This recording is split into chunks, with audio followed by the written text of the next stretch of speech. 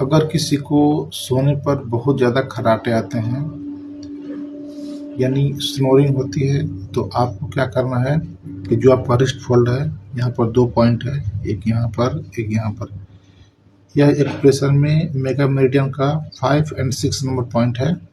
इन दोनों पॉइंट पर आपको इस तरह से क्लॉकवाइज फिर एंटी क्लॉकवाइज इस तरह से 1.5 से 2 मिनट तक प्रेशर देना है, यहाँ पर भी और यहाँ पर भी। ये आपको दोनों हाथों में करना है। ऐसा अगर आप रेगुलर करते हैं तो आप देखेंगे कि आपकी जो स्नोरिंग की प्रॉब्लम है, खर्राटे की प्रॉब्लम है, धीरे धीरे ठीक हो जाएगी। और आपको हर दिन में 3 से 4 बार करना है। Thank you so much.